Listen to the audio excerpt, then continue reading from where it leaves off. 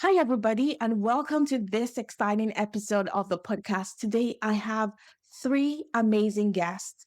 They are, I want to call them superheroes. These are successful women running successful businesses.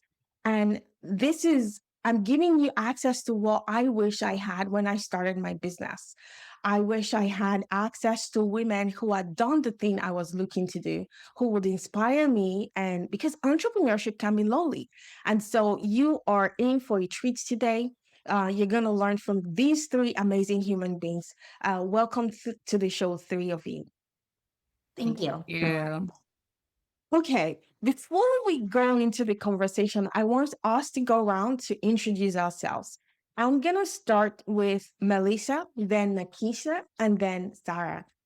Over to you, Melissa. Introduce yourself. Thank you, Joy.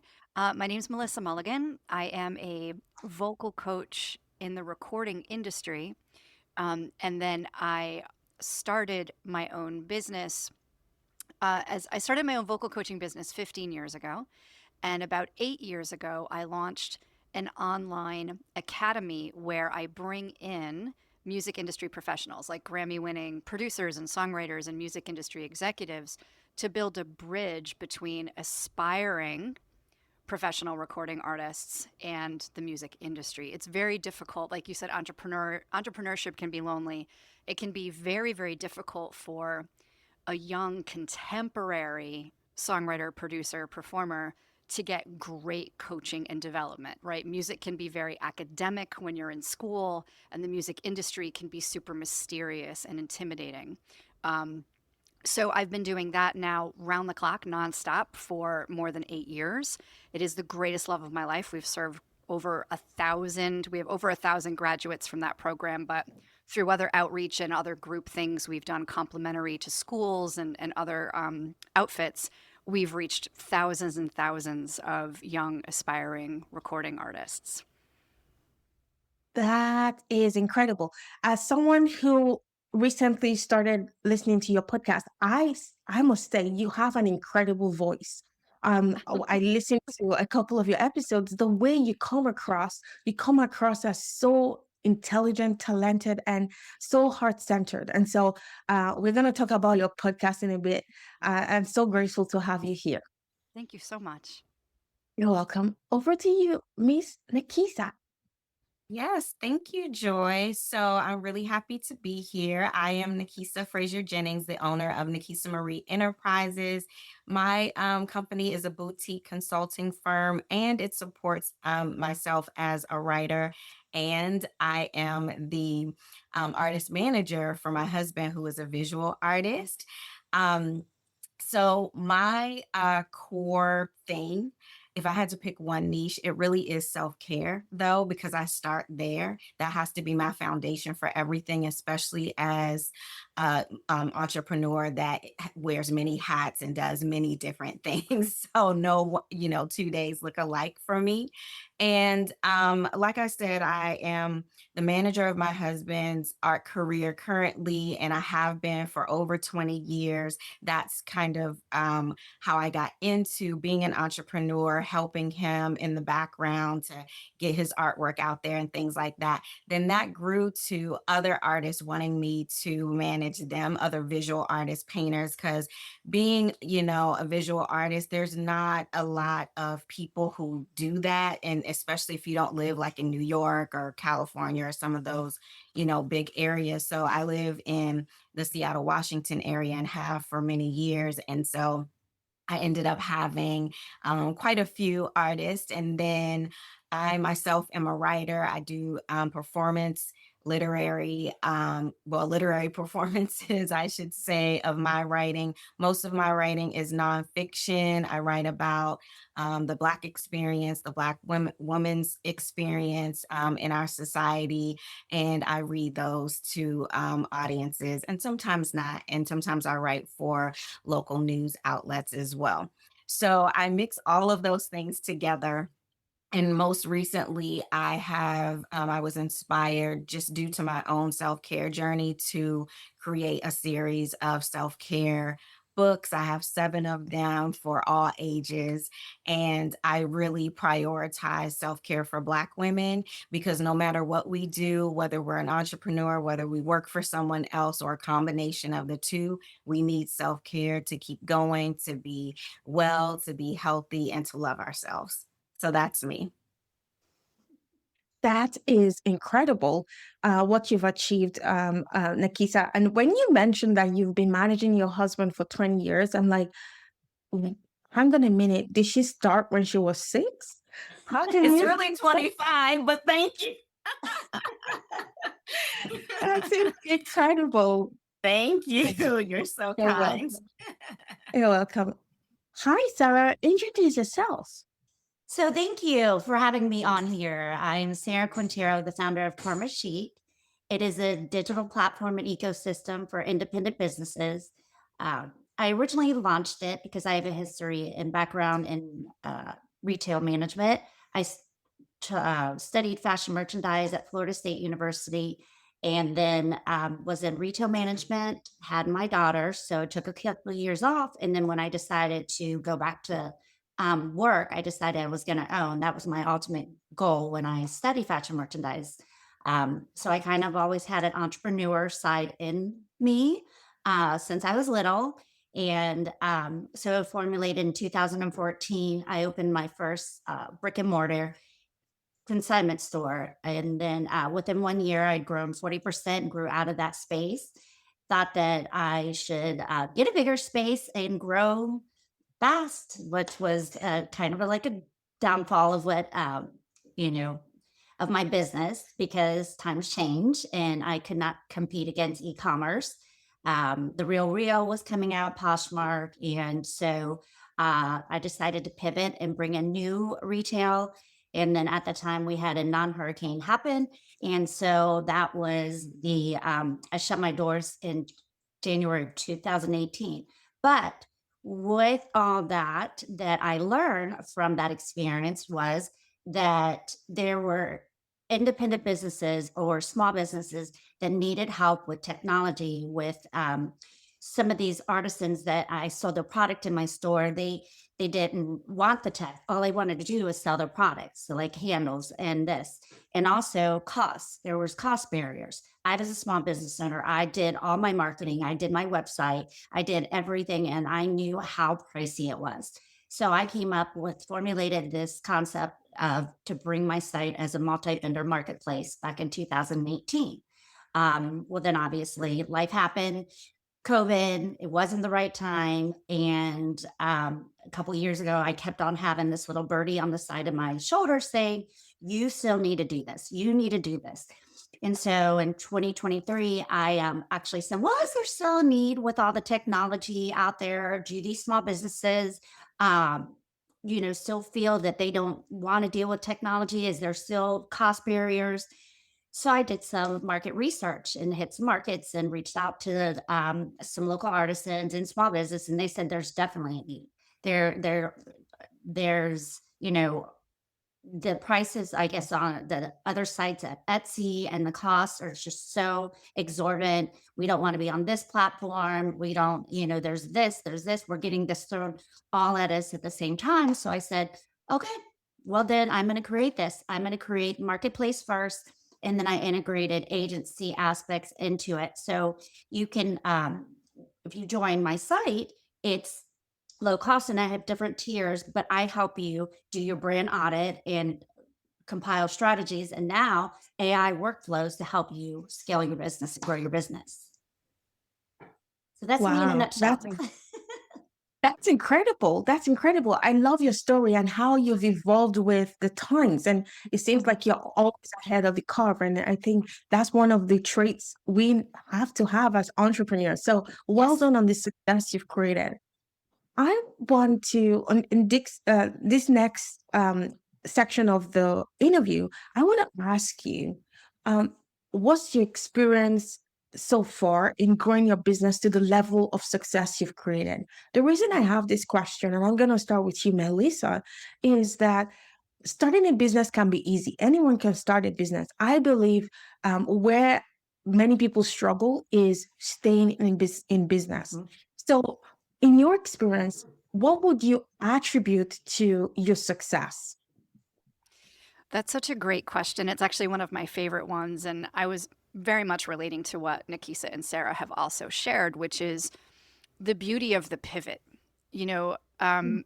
people like to think about Yes. scaling as a linear thing, but there are many times where you may just need to like burn the original idea down strictly to the intention of who it is you're trying to serve. And I think Mm, that's where the magic happens.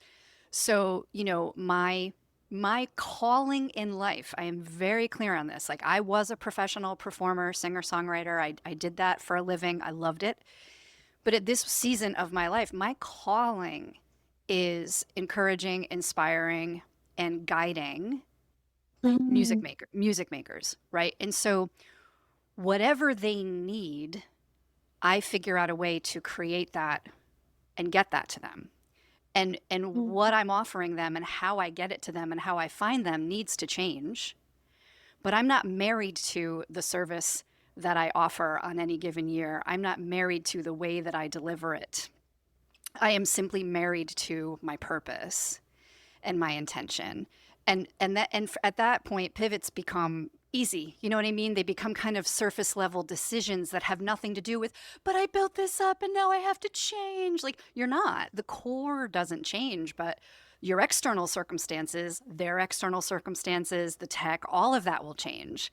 And I mm. think that is like the number one thing that anyone in business needs to get clear on, especially now when things are changing like sometimes daily.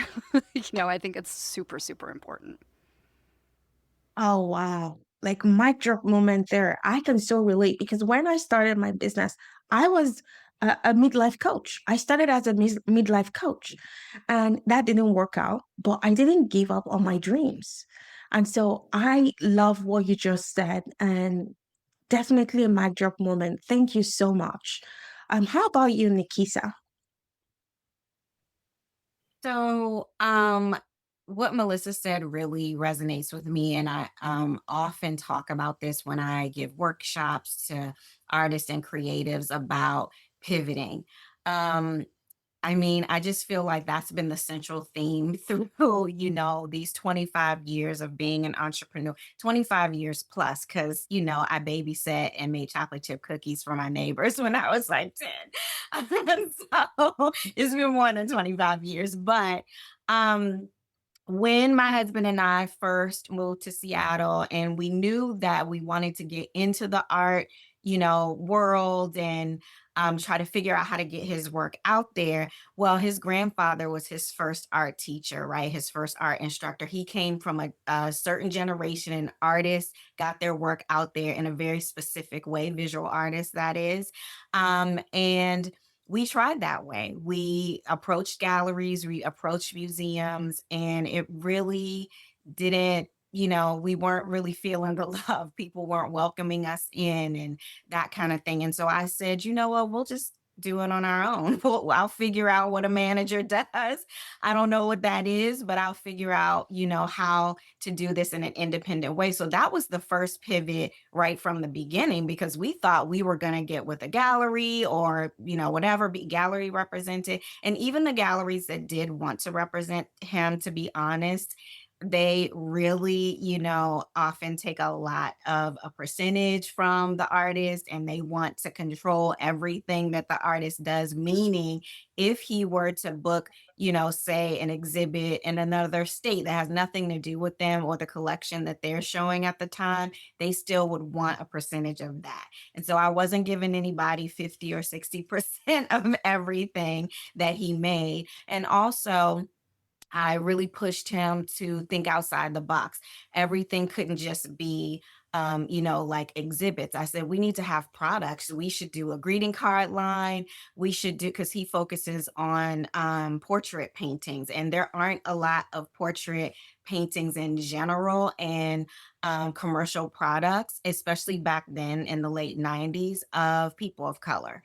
So I said, let's do, a whole line based on your artwork of greeting cards, have them be blank, let people put whatever they want in them, right?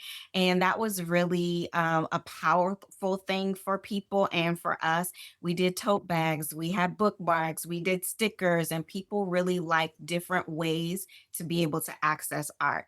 I also feel that when things just changed for me personally, I started getting my writing out there. So I was managing myself and I had to think the same way, like, how am I going to make money as a writer? Because typically that's not a thing, right? A lot of writers don't get a lot of money. So I had to pivot in many different ways in that space. And then, like I said in my intro, my mission, my goal in life is to make sure that Black women are engaging in self care no matter what they do in the rest of their lives. It's very important. And so I had to figure out how I was going to weave that in, because that over anything else is my mission. So I had to do things that were necessary to make sure that my branding kind of made sense, and what I talked about, online and things like that, that I could weave them together. They still made sense and it didn't make people confused. That is incredible. I love what you just said. And yes, learning how to pivot, I think, is key for entrepreneurs. But to you, Sarah, I feel like people will judge, right? We might think, oh, people are going to judge me and say, oh, I'm changing my niche again, or I'm changing my strategy again. And so all of the things that we think people will judge us for might keep us from actually making the pivot, even when we know that it's time to make changes. So, in your experience, Sarah, what do you think the mindset is? How have you been able to stay ahead of the curve and make all of those changes without worrying about what people will think about you? Because I had the experience of opening my storefront and then shutting it down, um, I think that Karma Chic 2.0 is totally different, and I'm approaching it totally different. My original store was named Sarah's Karma Chic Boutique, and I 100% had imposter syndrome. I know that that's a buzzword, but no, I really truly did. Um, for example, my mom helped me, and I was always say, she helped me within the store, and I would say, we are doing this, not I doing this, even though I was the owner. I would go on camera when there would be news stories. Absolutely not. And so I decided this time I'm gonna approach those fears, get over those fears, and do this a lot different. But had I not had that experience of where I felt like a complete failure, I don't think I would be able to attack like what I'm doing or be as confident as I am now. And that's kind of what I coach some of the independent businesses that help as well.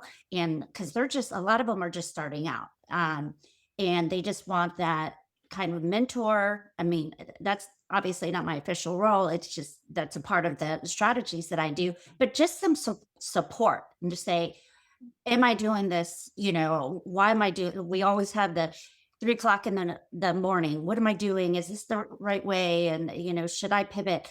And I kind of really truly press that, look at the numbers, the strategies, as long as you're putting one foot in front of the other, and you're showing up, as long as your numbers are moving in the positive. They won't always, but if they do, then that's really important. I love that so much, and I can so relate. I was imposter syndrome personified when I started. I was. And yeah, and just like you mentioned, I got better by doing the work, by showing up and being uncomfortable, being afraid, or still taking action.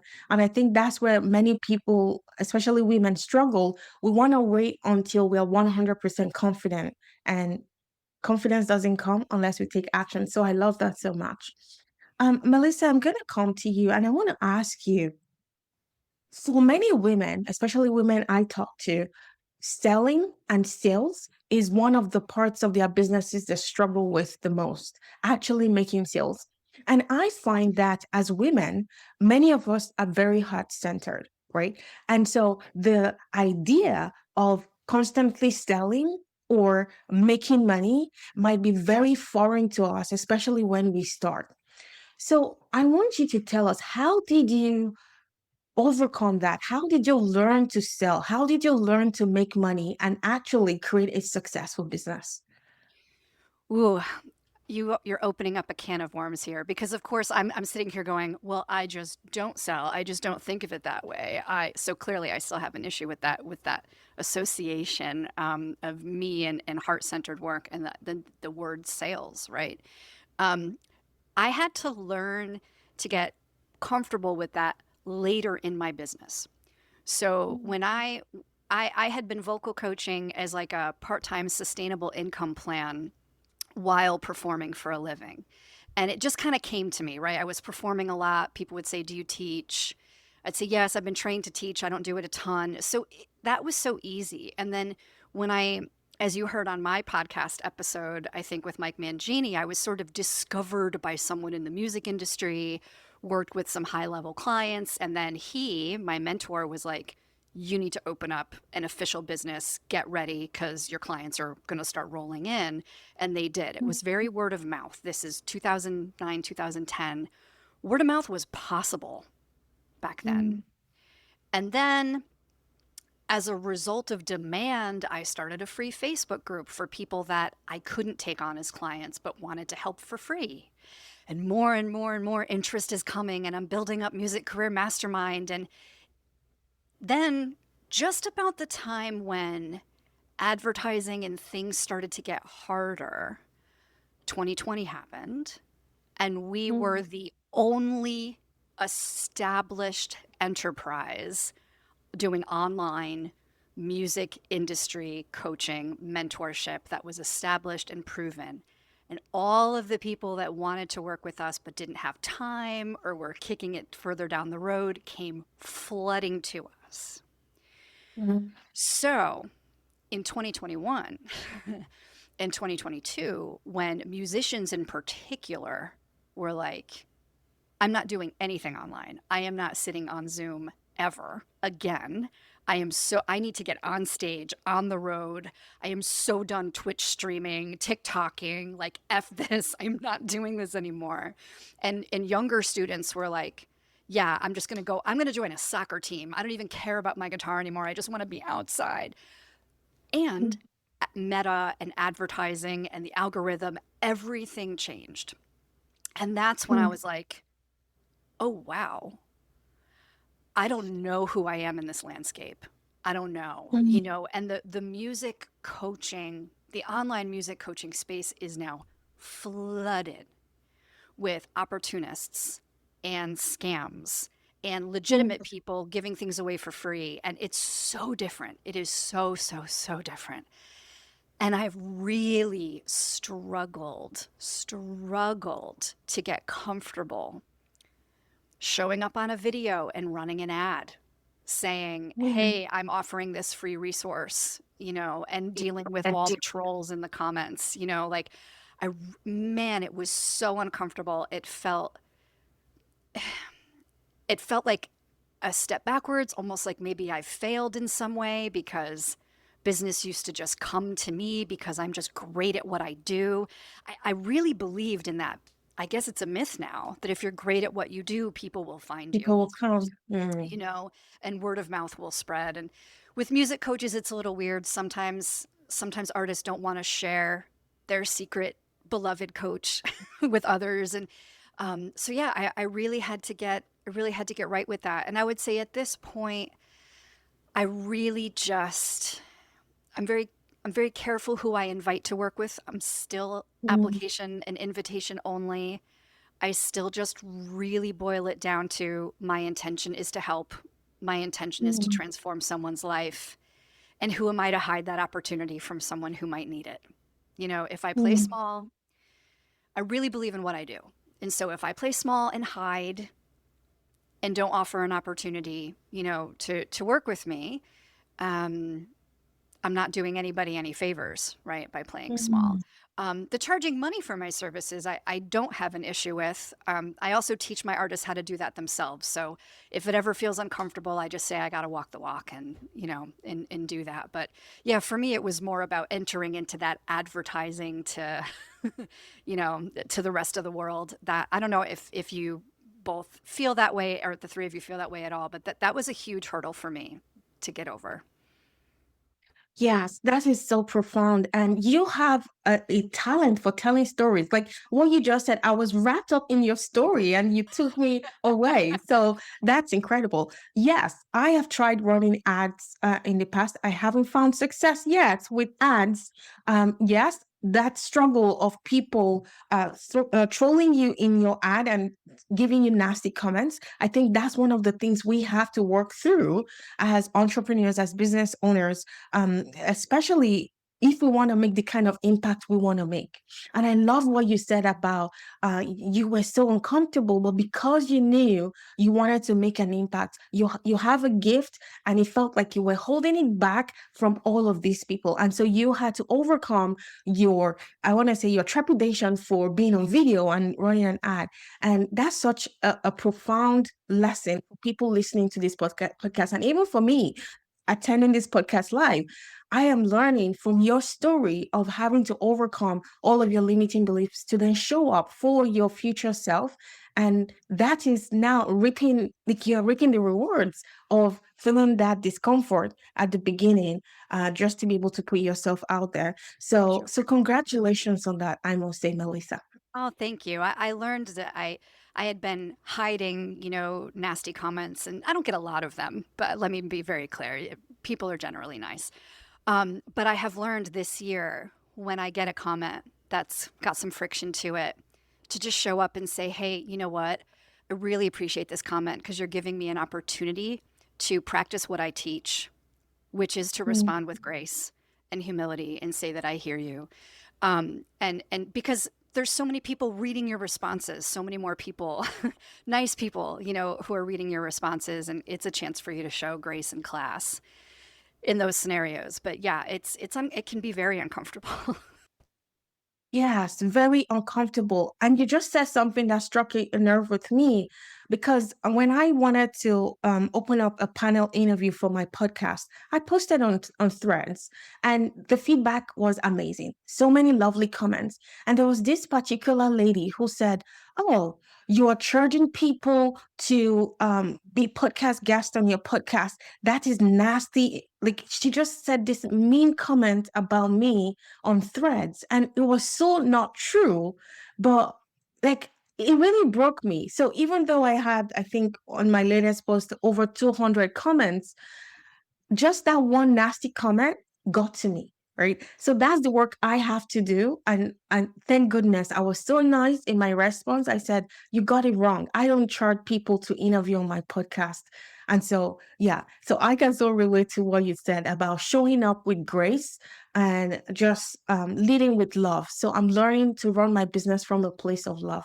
Thank you so much, Melissa, for that. I want to go to you, Nakisa. How do you make money? How have you grown your business to the success you've grown it to be, as a woman running your business in a world, I want to say, that is flooded with bro marketing? How have to you learned to grow your business and make money? So if you don't mind, I'd like to answer the question you asked Melissa first, because I think it's very important, especially to for women who look like me, to hear me say that I do not have any issues with making money. I, I don't, sometimes when you're growing up or you even look back at your childhood, you don't realize, thank you, that there's certain things that you see like nonverbal communication or like people that you're watching that kind of plant a seed in you, right? That you don't even know is going to manifest later. So I would say that when I was young, probably a early teenager, I guess, my next door neighbor worked from home and she had three like kids under 5. And she was the first person I ever saw to work from home. So that kind of planted a seed in me, like for way later, right? I didn't even know that that would be something that I could do. Also, all of my parents, mom, stepdad, and bio dad, all were entrepreneurs in one way or the other throughout my childhood. So either they had a full-time job and did something on the side, or they worked as an entrepreneur full time. So that also planted a seed. They wanted me to get a job, and like do my passion on the side. So it wasn't like they said to me, you should be an entrepreneur. I think really quite the opposite was what I kind of heard from them. But it did plant the seed in me that it was possible, right? And I also believe that because of what I do, or what is involved in what I do. So, like I said, my husband's artwork and a lot of the artists that I've worked with, the subjects that they work with are Black women, or Black children, or women and children of color, portraits that they paint and create of them. So I believe that that is one of the things that is very important that I do, that people need that. They need to see that. They need to be able to access that. They need to see me as a Black woman putting that out there, you know what I mean? And I need to make money from that, just period. Because no one questions if we make money if we work for someone else. So we need to make money if we're working for ourselves, for sure. Because like Sarah was saying, there's overhead, there's, inventory that you need to pay yourself. And so when I work with artists, especially, I always tell them, and any entrepreneur, I always tell them, if you are working for, I don't know, Pixar or something, and they asked you to give them 10, examples of some character they want in a new movie by noon, they're going to pay you to think. They're going to pay you to sit Mm. there and think. So when you are creating your artwork, or you're creating a plan, a packet, whatever it is, you should be compensated for all those different things. If you work for someone else and you go on a business trip and they give you per diem or mileage, right? They're paying for you to drive there. So you should be paying yourself to drive to the post office to mail things out. So I think that my ancestors, paved the way for me to be able to have so many of the experiences that I have now. And I have no problem charging for those things. Like Melissa was saying, sometimes you have some high ticket packages or items that then allow you to do some pro bono work, or give some things away for free, or do, workshops where maybe an organization might hire me to do the workshop, but have it be free for the attendees.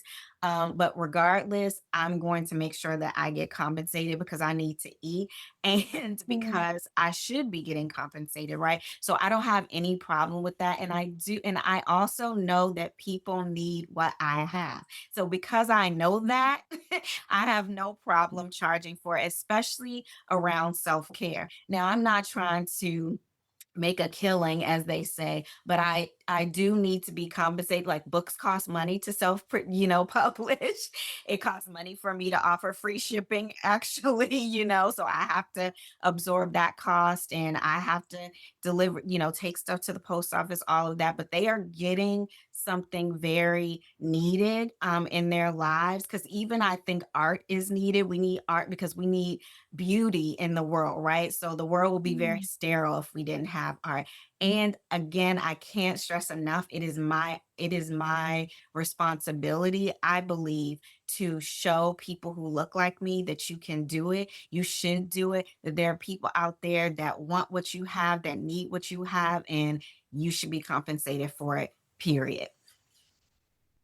Ay, Standing gold ovation, dust. standing ovation right now. You see, I'm passionate about it. I really do believe that. Oh my gosh. Oh my God. Like, Sarah has a Yeah. hand raised, but I think the thing I want to say, there are so many gold dust you dropped.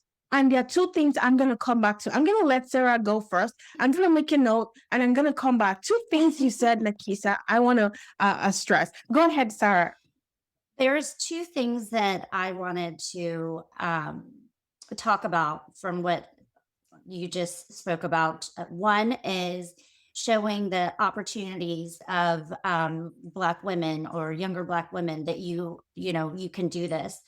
I have a, a different experience of wanting younger women to be in the tech industry. Mm. When I decided to do this, I knew I couldn't come in. I had some tech skills. I did my, I'm kind of like an autodidact.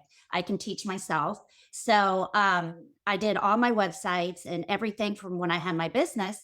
But when I kind of still was formulating this plan, I said, all right, what let me work and see if I can work in a startup tech company. Like, don't even know how, but there was one right around the corner from my house in South Tampa. And just so happens I was running by and I said, let me just see if they're hiring. I love their, what they're for. I've been going to dinner. They had a office above this restaurant I went to for years, and they just were hiring, just so happened to hiring an account manager. Well, I could do everything, the account manager side. But when I got in or got to hire, they're like, you're gonna have to do more with your technical skills. And I said, perfect. I can do this and I can account manage in my sleep. But I do have this idea that I kind of want to formulate. And I told them, they were like, okay, we're an insure tech company. That's e-commerce, totally fine as long as it doesn't bother, your work. Well, I was there for a year learning the inside outs of this software company, and I loved it. And I was like, all right, so maybe this was my path and not starting my other business. But I tried, and our C-suite were all men, and I tried to get a promotion. I tried to do this. I went above and beyond. I would write white papers for the marketing team. I was doing this, and I was like, I'm never going to be anywhere in this company. I'm just not. Like, I know AI, we're integrating AI, so we're going to, my position is going to be eliminated one day anyways. I'm never going to be up here with that team. I love the owner, the CEO of the company. I just knew my place was not there. And Mm. so then I started, all right, I'm going to do this. And then so many of people there and my friends and family were like, you're doing what now? Okay, you're doing this in tech, really? And so I'm like, yeah, I'm gonna apply for AI for business strategy at Johns Hopkins. Got in, did that for 10 weeks, did a digital marketing, and I did this. And I was like, yeah, and I'm gonna show this because it is so many young women are not taken serious in the tech industry. And even though I'm not fully considered tech, I developed the tech stack and did it myself with one Mm. developer. So I didn't just throw this on on Shopify. No, like this is my tech stack. So I just wanted to show, younger women that they could do that. And then also what you said about pricing. It took me until going to a women in honor entrepreneurship in tech meeting before I started charging on my site because I felt like I still was beta testing. Even though I had 50 businesses on there, I was not charging what I was, but that was my own confidence. And so this Mm. um, woman who was in charge of the meeting, it was a happy hour. She said, looked at my site and said, where's your pricing? And I said, well, I haven't really charged. I charged for strategy meetings. She said, no, you need to start charging. And because of that meeting and that woman, and she was like, you have the product, you have product, point of proof of concept. And I was like, oh my gosh, okay. So women and then women again that totally told me how to charge. So that's the little take I wanted to give. That is so profound. And as someone who's been in the tech industry for over 23 years, I can relate to everything you just said. And I want to say, going back to what Nikisa said and what you just said, Sarah, getting to that place where you have what other people need and owning that, being confident that you have what people need, you have what people want to pay for. And I feel that confidence is what helps us to show up, make a ton of money, and not apologize for making money. So good on you, Sarah. I also want to mention one thing that Nikisa said was about honoring the sacrifices of our ancestors. Mhm. Women. women in general, all women, our ancestors have paved the way for us, and it is our responsibility, it is our obligation not to fail them. Did you know, in as recently as the 80s in the US, a woman couldn't have a credit card unless there was a male, whether her husband or her son, would co sign for the credit card for her. So, women, our ancestors have paid the price, and we have so much opportunity now, and it is our responsibility to make as much money, to exploit our potential, and to serve. So thank you all so much. Over to you, Melissa. Yeah, that was gorgeous. And I remember my mother trying to get a credit card after she and my dad got Mm, divorced, and she could not. I'm like crying just remembering that. Um, wow. okay, I would love to talk about this idea of charging what you're worth because I have seen it trip up a lot Mm, of people in my industry in particular. You know, I work with a lot of producers and songwriters and performers who are struggling to charge a venue or a client for their services, and this notion of charge what you're worth, I think, confuses people because you're worthy. You just mm, are worthy. Like, you get out of bed in the morning, you are worthy of a career. You are deserving of a career that mm, lights you up. This isn't mm, about this isn't about, hey, if I've created a business where the numbers just don't work, you know, where like the demand isn't such so that I can make what I want to make for what I'm offering, that doesn't mean you aren't worthy or that your mm. service isn't worthy of it. It just means the math doesn't math, you know? And I also think that when you know that you have something people need, Wow. the first person who needs to believe in you and invest in you is you. Mm, And so you need to teach yourself that you're worthy, that your business idea is a great one. And that might mean beta testing, doing pro bono work, grinding it out, hustling, having a side hustle, having other sustainable income plans like Nikisa, your parents were like, do this, but then do this on the side, right? Like, there's nothing wrong with that. I don't think there is this mythological moment where you have an idea, charge a high ticket for it, and everyone just converts based on worthiness. I don't know how you both feel about that, but I know that there are a lot of like people with business ideas trying to figure this out, and I just wanted to maybe open up that definition of worth and where that comes from. Yeah, thank you, Melissa, for sharing that. It makes me think about the biggest disagreement my husband and I ever had about an art exhibit that it was like a pop up, really, but I don't feel like that term was used at the time. And it was just a one night thing that I just came up with. I was like, you have enough of an inventory and a catalog now. You can do like a one person show and we have these products, and I'm going to make it after 5 and I'm going to find a venue and I'm going to invite people and they're going to come. I just knew that they would. And so I did that. I found a space, and the space was wonderful. It had exposed brick. It gave you like the New York vibe, and we hung all his work. We had tables, we had snacks. I made him do a PowerPoint. He was real mad at me because I wanted, people to have a full experience, not just come by things, like be able to ask questions and things like that. But my husband, had two different types of prints, like regular, prints that we just like did at home. And then Clays, which are archival on archival paper and ink and all that. That's a specialty type of thing. And we had to, get that done by a specialty printer person.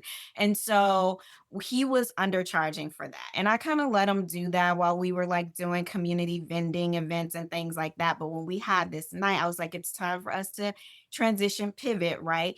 To charging what things cost. Because another thing that happens if you don't charge the right thing, then people will think that you're trying to scam them or it's not really the actual thing or whatever. So that there's a danger in that too.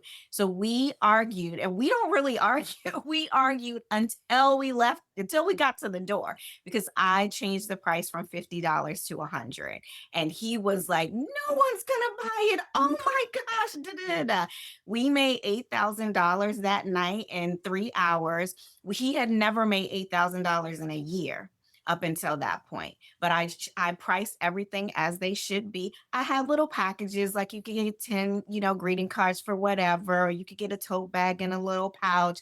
But I made sure that things were priced appropriately. I packed the house and I was the cashier. And so it was like a little overwhelming because the line was like around the whole room of people holding their products and wanting to get that. And people do want to support you. I think that when you were saying, Melissa, that sometimes the math doesn't add up, I don't think that people should stay in that space forever. But I do think that it doesn't add up sometimes for Yep. now because maybe you Yes. haven't found your, core audience. They don't know about you or whatever. So I think that I always just want to encourage people to think about some of the risks of not charging what you're supposed to charge because there are, many, and it could be a detriment to your business or your mission or your journey later on down the line.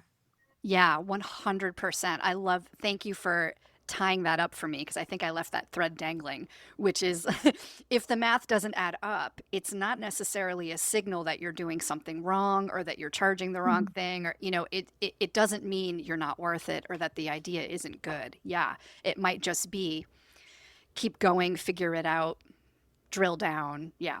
Yes, thank Mhm. you. I did want to just say one more thing about that because when I released my first self-care book, people were like, people don't people don't know you as that. People are not I'm like, but people need that. And Mhm. always ask me, people always ask me, how do you do all these things? You have all these different jobs and you show up at 6 a.m. at things full of energy. And I'm like, oh, well, I do that because of my self-care practice. So it's very authentic for me to share my own journey and then give people what they need. And there are so many women who look like me who wouldn't even have thought about these are people that I know who have told me this. They wouldn't have even started their self-care journey if it weren't for me saying, hey, I got this book and I'm going to talk about it. I'm going to do a virtual book tour that I'm just going to put out there. And it's been a year and a half. I released my first book in July of 2024 and I've sold hundreds of books on my own. I don't have an agent. I don't have, and that's not like a ton, but it seems very successful to me because I'm doing this very, very part time. I don't have time to put my all, 24 hours a day into this one lane that I'm in. But I know that people need it. And I know that there's a segment of the population that needs to hear it from me in order to even take that step for themselves. So I did it anyway. Gosh, I did it anyway. Like, I'll underline that I did it anyway. I cannot believe what the time is telling me. I feel like we just started because I am enjoying this conversation. I'm going to go to you, Sarah, and I want you to tell us because someone is listening to this episode right now and they are not at the success they want their businesses to be, right? And then listening to all of you amazing, successful women, they might be thinking, how do I get there? How do I get from where I am now to the place where my business is sustaining me, my business is bringing in lots of money, and I feel like I'm having an impact, I'm fulfilled. So, in your experience, Sarah, what will you tell that woman who is thinking that right now? Whenever I'm asked this question, the first thing I say is just start it. Just start and do something every day. A couple of years ago, I had read Daily Atomic Habits and I implemented that and I started doing something every single day that would something, even if it's a note or just a brainstorming, something that would help my business. And I put one foot in front of my other. And then, really, truly, that the whole theory of the book is every action that you do every day compounds 365 days a year. So I did. Mm, And I was like, oh my gosh, this is actually, this works. I mean, the first time I did my business, I just drew up the plans of this or this, and I was so chaotic. This time is mm, built with systems and doing something every single day. And I also, my second advice would be, I mean, this is like parallel to just starting and doing something every day, is don't be afraid to ask for help. mm, Recently, it has in the Tampa Bay community, we're so very lucky. There's a huge tech community that want to offer to support. LinkedIn's amazing. I mean, I listened to this Mind Valley. There was a summit that was a couple weeks ago, and one of the speakers, I just commented on LinkedIn, and she reached out to me and connected with me. And she was speaking mm, at this huge summit, and I was just like, oh my gosh. So I didn't do that before, and now I do. Now I'm like, all right, if I hear something like Nikisa's expertise or Melissa's expertise, I'm going to go on there, whatever. And I listen to a ton of podcasts. Go on there, contact their information, or see if I resonate with them. I'm going to listen to them, or I'll reach out if they are, obviously not way, way up here, but most people will respond, and in your local community as well. wow. Oh my gosh. I'm going to re-listen to this podcast because this is like a master class on how to grow a business. Incredible, incredible, incredible. I'm going to go to you, Melissa. I want you to um, tell us about your business. So we're going to go around. I want you to tell the audience about your business and how you help people, and how, for people who want to take the next step with you, tell us what the next step is. Sure. All right. I'll try and keep this brief because, like any entrepreneur, I wear a million hats and do a bunch of different things. Very relatable. Um, the main way that people get started working with me would be to go to my website, which is mastermindroad.com, mastermind, ROAD, like a roadmap.com. And on there, there's a work with Melissa form where you can literally tell me, I make music, I perform, I write, I produce. I'm a high school student, a college student, gap year, I'm older, whatever. You can send me your music. You can tell me what your challenges are and where you're feeling stuck in any aspect of your career development, whether it's I want to get better at a specific skill, or I want to go on tour, or I want to collaborate with other people, or I can't figure out how to grow an audience on social media. Anything at all that's a question mark for you in your music career, that is where you tell me all of that. I review everything personally. I don't delegate. I don't have a team who does that. I review it all personally, and then I will get back to you with my thoughts. In some cases, it might mean let's work together one on one. And in like one session, I think I can solve all of this for you.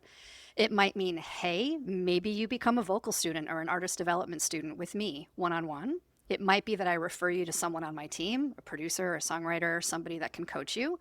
Or it might mean that you're a good candidate for like one of our flagship group coaching mentorship programs. Our main one is called Music Career Accelerator, where you're doing live music production mentorship, music industry development, artist development with us over 90 days.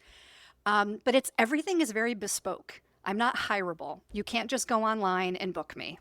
You can't just go to the program and enroll. I don't do online courses where you just download videos. Like, it's bespoke. Transformation doesn't come from information. It comes from Mm, experience. It comes from experience. It comes from working with the right coaches, getting the right help, making sure that you vibe with them and that we're giving you what you need.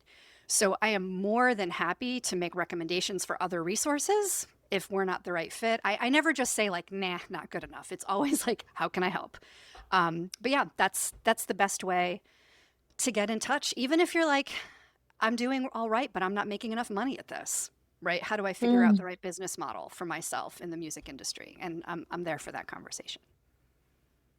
That is incredible. And I just want to say to the listeners, you are having access to Hollywood's A-lister, right? Melissa, You've built a successful business. You have access to all of these big names in the industry.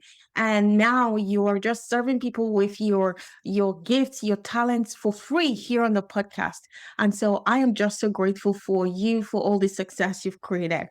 Thank you, Nikisa, Joy. I'm gonna go over to you. You're welcome. Thank you. So again, I own Nikisa Marie Enterprises, which is a boutique consulting firm located in Tacoma, Washington, in Western Washington State. And what I do, kind of at the core of it and how it started, is similar to Melissa. I kind of have a similar setup. Um, I talked a lot about working with artists and managing my husband and all of that, but honestly, I'm getting out of that business because just frankly, I don't like it. So but what I do like, and also, my husband's getting a new manager at my request because I want someone who can take him further than I can in that world. Someone who's connected, is in the rooms that I'm not in and all of that.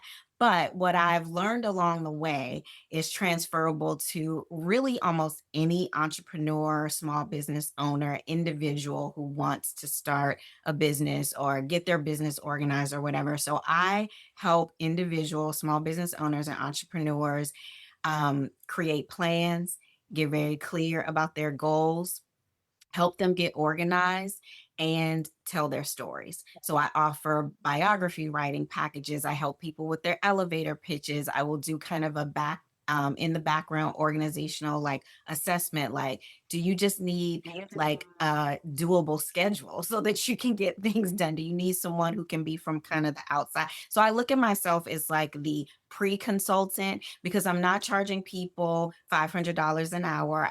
A lot of people are not even at that level. I'm charging them a reasonable amount to get prepared to maybe work with a manager or a high price consultant like that. And then also, obviously, like I mentioned before, self-care is another thing that I've woven in. So I do have my self-care products that I'm actually today finalizing a free checklist download people will be able to use, whether you're a business owner, a stay-at-home mom, a teacher, whatever, to doing a self-assessment on where they are with their self-care. And if they need a resource, a tool that's accessible, I do have my books available for kids, teens, and adults. So Yeah, that is we'll all be you buying the books. Yeah. they will love that. But thank you. So I have those in my online store, and I have some other art stuff in there, but I'm phasing that out because I do really want to just focus on the business consulting and the wellness aspects of my work. And people can go to my website and like Melissa was saying, they need to look at what I offer. If they want to consult with me, they need to go to the contact me form, fill that out, and I will review it and get back to them because I also do not have it set up where people can just click and, buy my time. That is incredible. Our listeners, I'm going to have all of those links in the show notes if you're listening on Apple Podcast or Spotify or anywhere else you got your podcast. And if you're watching us on YouTube, all of those links will be in the description. Over to you, Sarah. Right. Hi. Thank you again for having me here today. So I am the developer and owner, founder, chief information officer of Karma Chic. It's a web-based multi-vendor marketplace and e-commerce or ecosystem for independent businesses, meaning product-based businesses, artisans. It's for businesses that if you're just starting out, you have existing businesses, you want some help, you want to switch to a different platform to sell your product. Uh, we have I offer that through the marketplace, and then also service-based uh, independent businesses on there. But it's not just the marketplace. You get strategies, you get systems. I stay in front of all the new AI tools. I know a lot of artisans are scared of AI tools, but I teach the workflows, the integrations to help if you do want to do them. So there's different avenues of ways that you can that we help you from Karma Chic. And you can just go onto the website. It's www.karma, Karma, chic, CHICMP, M as in Mary, P as in Paul.com. And you can also just reach out to me personally if you want any kind of support. If you're in a space, you're thinking about starting a business, or you're already in it and you just want some positive reinforcement, you can just reach out to me via my email, sarah@karmachicmp.com. Amazing. And yes, I'm going to grab all of those links. It's going to be in the show notes and in the description. So it's easily accessible for all of the listeners listening to us right now. Now, to wrap up, I want us to go around the room, and I'm going to start with Melissa, then go to Nakisa. I want you to think of your 21-year-old self. What message do you have for her? Why do questions like this make me instantly weep? Um, my 21-year-old self. Oof. Well, I would love to tell her that the greatest love of her life is her vocation and not a man. Mm. Not that there's anything wrong with falling in love and partnership. That's a beautiful thing. It's a beautiful addition to your life, not the purpose for it. And I would love to tell her that she's not wrong. New York City is her home, and that everyone from her suburban upbringing telling her it's too expensive and unrealistic and doesn't make any sense can go shove it, because New York City is her home. And she shouldn't leave it. I'm back here now, but I don't really believe in regrets, but I do regret listening to that really bad advice, that you need to play it safe. So that's it. Yeah, I think that's it. Focus on your vocation. You're not wrong. Like, me at 21 knew exactly what she should be doing and got all sorts of kerfuzzled based on societal messaging that I think Mm. targets not just women, but I was suspect. So I was definitely fell prey to some advice for women at that point in my life. So yeah. Wow. Incredible and so beautiful. Yeah, this question makes me cry, and I'm gonna think of an answer to give too, because I know people listening will be like, "Okay, Joy, what do you want to say to your 21-year-old self?" So I'm gonna say mine. Over to you, Nikisa, and then Sarah. So, first, I want to say to my 21-year-old self who did practice self care, I would say to her, practice it even more. That everything that Mm, you do when you're young, your future self will thank you for. And mm, don't listen to anyone who says that you're not fulfilled. To Melissa's point, if you don't have a man, if you choose to not have children, you are here for a reason. And everyone is, and those things should not define you. Those things, in my opinion, shouldn't even fulfill you. I think that they should be like the cherry on top. People remember you are the star of your own show. So people would sometimes say to me who didn't know me very well, like, "Oh, how do you feel being in the background of your husband's art career?" Da, da, da. And I would say, well, actually, it's really all about me. So, I mean, I'm just helping him, but like I'm the one in the interviews and I'm the one that, and don't you see that I'm his muse? Like I'm in most of the paintings. Like, so don't be afraid to be self-confident. So I didn't have an issue with this when I was 21, as you all might be able to tell, but I want to tell other 21-year-olds that self-confidence is not arrogance, and don't listen to the people who try to make you think that it is. I also, let's see, 21. So because I was, starting with my entrepreneurial journey in a real way at that time, I would tell my 21-year-old self for in the business lane that you do not have to do everything yourself. And to get startup capital that doesn't come out of your own pocket. Get that business loan, get business credit, ask family and friends to invest, because that was something that I didn't do and I wish that I had. I don't have regrets either, Melissa, but it's an area that I pivoted to later, and I wished I had done it before, because I would have been able to scale quicker, and I would have been less stressed because I wouldn't have mm. been trying to do everything myself. Incredible, incredible, incredible. Thank you. Sarah. So this kind of resonates because I actually have a 22-year-old. So this kind of is something I told her over the past few years is never let anybody dull your light or your shining star.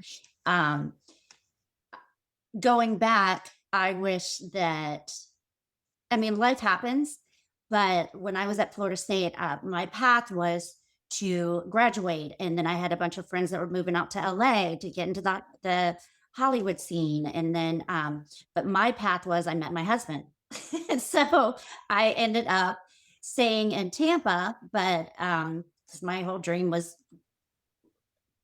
work at a boutique in Sunset Boulevard and this, that, and the other. And then I'll get married later on in life. Well, now I met my husband, got married, and had my daughter. So, but with her, very young at 24, 25, with my daughter, they're how they're being told, it's still the school, and my husband's very traditional. Um, I told her she's an artist. So I just said, never let anybody dull your light. You will never get this light away. And she loves music festivals and this. And I said, do it. Get as much as you can do. You're 22. You don't have to know what you're doing. And have this career like picked out like right now.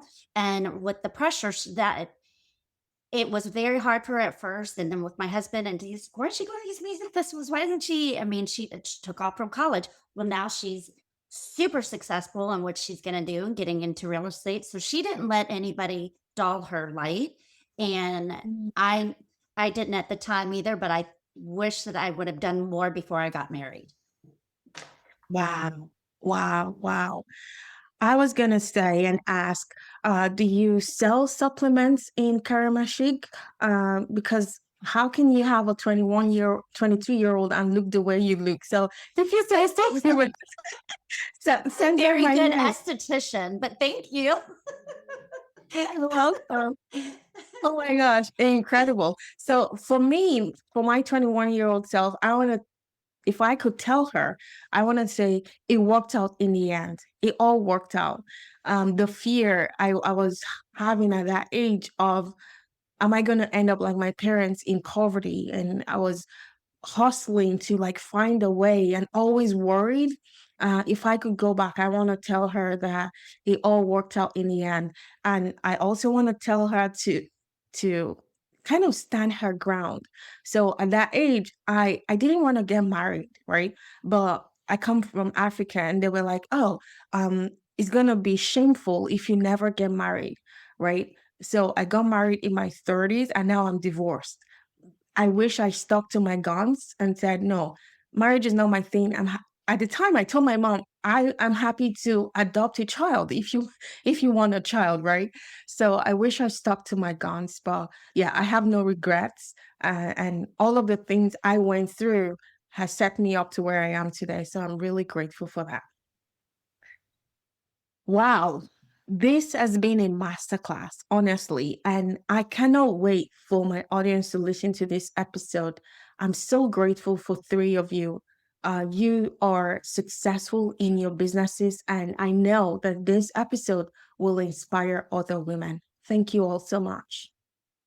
Thank you so Thank much. you for having us. Thank you. I'm grateful that you've introduced me to these new friends in my Yeah. life. Yeah, it's really lovely. Thank you. I think we have Yes, yes. like we're creativity at our bottom line because I heard creativity Yeah. out of each one of us. Yeah. Well, I think I might have things to put on Karma Chic. I need to talk Yay. to you, Melissa, because I want to be a voiceover actor. I don't know that you do that, Yes. but you might be able to connect. I want to Yes. read books that have Black characters. So Care. I've been looking for somebody that can help give me some consultation. So yeah, we'll be connected, the three of us. Yeah. That's Well, the four awesome. of us, because we're connected. Yes. Thank you, Joy as Joy. Yeah. Thank you, Joy. well. Yeah, I am so grateful. Thank you all so much for listening. This has been the most impactful episode I have recorded ever on my podcast. Oh And wow. I am so grateful, truly, truly. Thank you all. We'll see you back here on the next episode.